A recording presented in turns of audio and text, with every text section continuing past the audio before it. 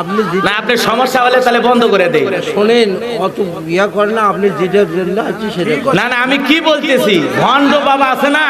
আরে বাবা, আপনি যে বোঝেন না সেদিন কি বুঝি না আমি, কোন আমি কি বুঝি না। আরে বাবা, যেদিন বুঝেছেন আপনি ওয়াজ করেন।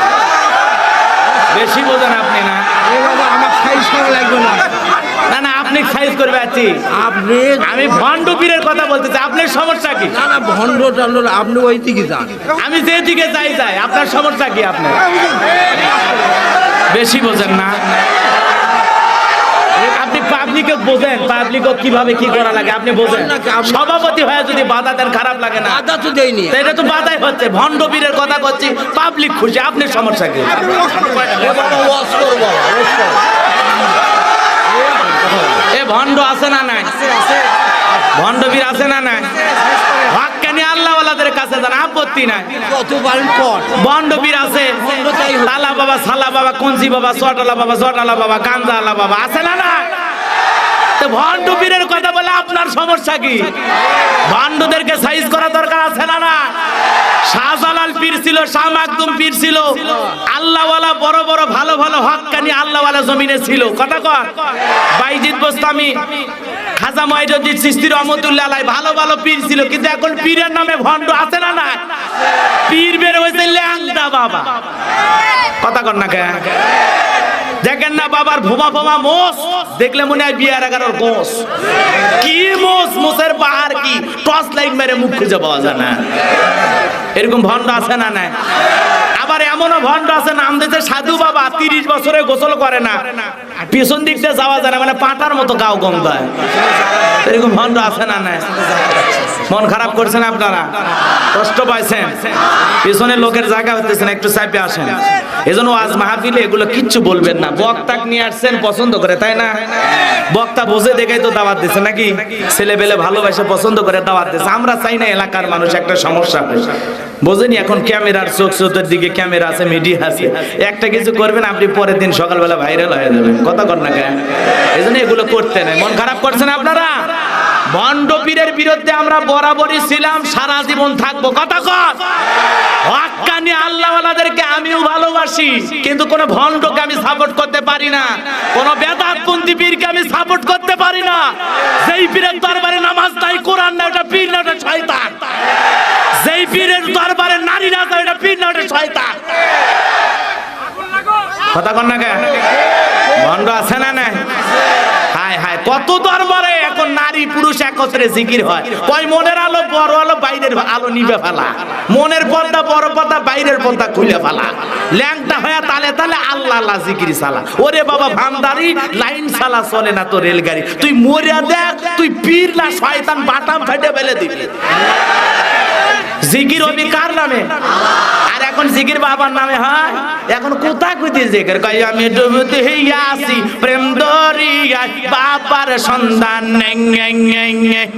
আছে না না? আবার সাইতে কি কিছু কোতে কোতে কই কুতিস করে। আল্লাহর নাম নাই, নবীর নাম নাই, বদমাইশ আছে না না? এগুলো হক্কানি আল্লাহওয়ালা যারা ছিল তাদের পক্ষে বলবার, এই যে ভণ্ড বেদাতি যারা আছে ওদেরকে ধোলাই করা দরকার আছে না নাই?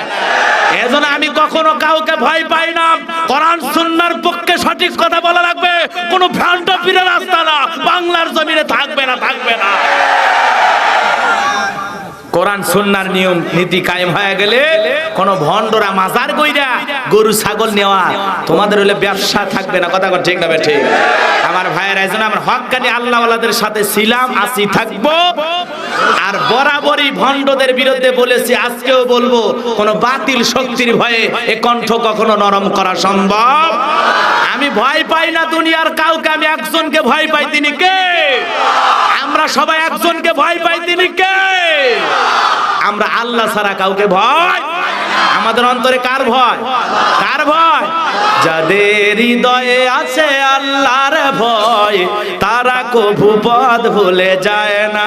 আল্লাহর প্রেম সারা এই দুনিয়ায় কারো কাছে কোনো কিছু চায় না। যাদের হৃদয়ে আছে আল্লাহর ভয়, তারা কভু পথ ভুলে যায় না। আল্লাহর প্রেম সারা এই দুনিয়ায় কারো কাছে কোনো কিছু চায় না। জোরে বলেন মারহাবা। একটু চেপে আসেন, লোকের জায়গা হতেছে না ভাই, একটু চেপে আসেন যদি সম্ভব হয়। এজন্য ভাইয়েরা আমার, আমরা ভয় করব কাকে? আরো জোরে বলেন। রাতের আধারে যারা সিজদাতে রয়, দু চোখের অশ্রুতে নদী যেন বয়। রাতের আধারে যারা সিজদাতে রয়, দু চোখের অশ্রুতে নদী যেন বয়।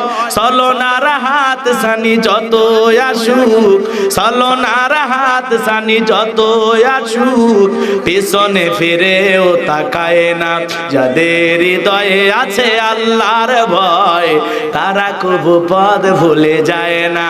আল্লাহর প্রেম সারা এই দুনিয়ায় কারো কাছে কোনো কিছু চায় না। আমরা কোনো বাবার কাছে চাইবো না, কার কাছে? কেউ যেটা দেয় না দেয় কে? কেউ যেটা শোনে না শোনে কে? এজন্য যদি কিছু চাওয়া লাগে কার কাছে?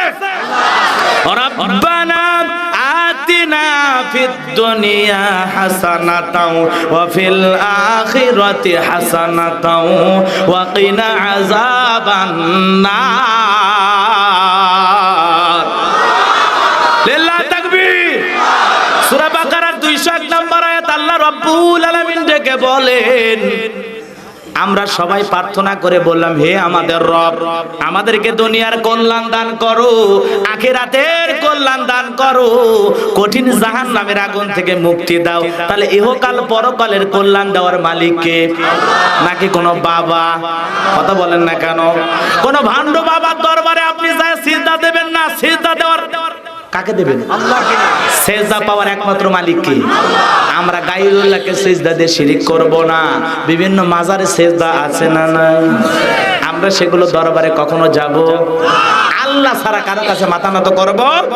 আর যদি কিছু চাওয়া লাগে কার কাছে চাইবো? কার কাছে চাইবো? মা বোনদেরকে বলে যাই, মা বোনেরা শুনে যান, যারা মাজারে সন্তান চান, খবরদার কোন মাজারের বাবা আপনাকে সন্তান দিতে পারে? ছেলে দেওয়ার ক্ষমতা কার?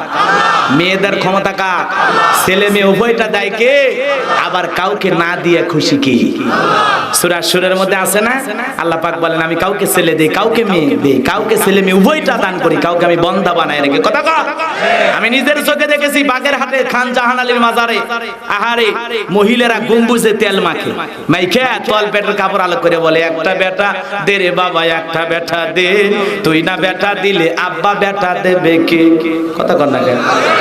ওই মাজারে পীর সাহেবকে ছেলে মেয়ের কারখানা খুলে বসে আছে, আপনি চাইলেন আর একটা হাতে ধরাইয়া দিল। কথা কর। এরপরে দেখলাম ডাবের কাছে ইট ঝুলে রাখছে। কিসের কাছে? ডাবের কাছে ইট ঝুলে রাখছে। তা আমি বললাম, ইট ঝুলে রাখার কারণ কি? বলতেছে, হুজুর বোঝেন না, যেই মহিলা নিয়ত করে ঝুলে রেখে গেল, ওই মহিলা ইট ঝুলে রাখলে ইট যেরকম ভারী হয়, কিছুদিন পরে ওই মহিলার পেটও ভারী হবে। তা আমি বলতেছি, যে মেয়েগুলোর বিয়ে হয়নি ওরা যদি ঝুলে রাখে ওরাও ভারী হবে। কথা কর না কে? মানুষের এই যে কমন সেন্স, মানুষের আকীদা, চিন্তা চেতনা কতটা নিচে নামছে। কথা কন ঠিক না ঠিক? আরো জোরে বলেন, কথা ঠিক না ঠিক? পাগল ছাড়া কখনো এগুলো করে? আমরা চাইবো কার কাছে?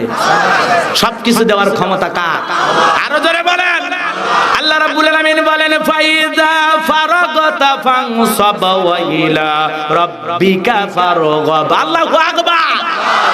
আল্লাহ রাব্বুল আলামিন ডেকে বলে, গোলাম যখন তুমি নিঃশ্বাস হয় দুর্বল হইবা, তোমার শূন্য হাতটা আমি আল্লাহর দিকে পেতে ধরো, তোমার শূন্য হাতটা আমি আল্লাহ পাক পূর্ণ বানায়া ফেরাই দেব। কোন সুবহানাল্লাহ। এজন্য যে বড়দের কথা বললাম, মুরব্বির কথা বললাম, মনে আছে আপনাদের? যেই মুরব্বির সাথে আপনি ওঠা বসা করবেন, মুরব্বি যদি নামাজি হয়, আল্লাহ ওয়ালা হয়, মুরব্বি যদি বলে, শোন আমার সাথে চলাফেরা করবি, তোরে নামাজ পড়া লাগবে, রোজা রাখা লাগবে, মুখে দাড়ি রাখা লাগবে, এমন মুরব্বির সাথে চললে আপনি জান্নাতি। কথা কর। আবার এমন এক মুরব্বির সাথে চলতেছেন যে মুরব্বি নিজে একটা গাঞ্জায় টান মারে, আপনারা বলে তুই একটা টান খা। কথা কর না কেন? গাঞ্জা খাওয়া শিখায়, পেন্সিডিল খাওয়া শিখায়, নিজে খারাপ কাজ করে, আপনারেও খারাপ কাজ শিখায়। এরকম মুরব্বির পিছনে কোনোদিন হাঁটা যাবে না, চলা যাবে না, স্লোগান দেওয়া যাবে না। কথা কন ঠিক না ঠিক? এ ভাইজান, কথা মনে আছে না নাই? খলিফাতুল মুসলিমিন আমিরুল মুমিনিন হযরতে ওমর ওমরের কথা বলতেছিলাম না আবু বকরের কথা বলতেছিলাম? ইসলামের 1 নম্বর খলিফা সিদ্দিক আকবর রাদিয়াল্লাহু তাআলা আনহুর কথা বলতেছিলাম। হযরত আবু বকর প্রতিদিন ওই বুড়ি মহিলার বাড়িতে খাবার পৌঁছায় দেয়। একদিন বুড়ি মহিলাটা অসুস্থ, সিদ্দিক আকবর বাড়িতে যায়, বলে মা দরজা খুলে দেন। মহিলা ভিতরে থেকে আওয়াজ দেয়, বলে বাবা আজকে আমার শরীরটা ভালো না, তুমি ঘুরে যাও বাবা, আমি পেশাব পায়খানা করে বিছানা মাইকে গেছে, তুমি চলে যাও বাবা, আজকে আমি খাবার নিতে পারবো না, আমার ঘরের ভিতরে তুমি প্রবেশ করতে পারবে না।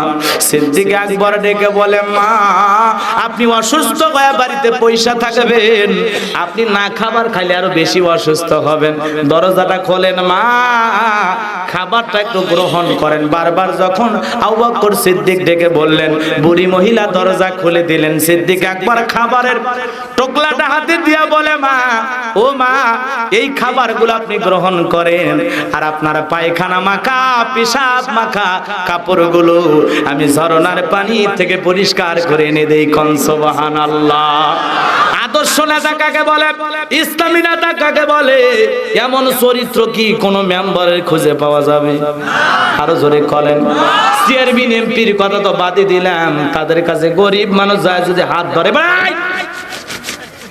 কি সব নোংরা মানুষ, আমাকে ধরে দারোয়ান কই গেলি রে, সব কিভাবে বাড়ির ভিতরে প্রবেশ করে, আমার শরীরে টাচ করে, আমার এমনি অনেক সমস্যা, এই হইলে সাবান নিয়ে ধুতে হবে। কথা কোন ঠিক না? ঠিক।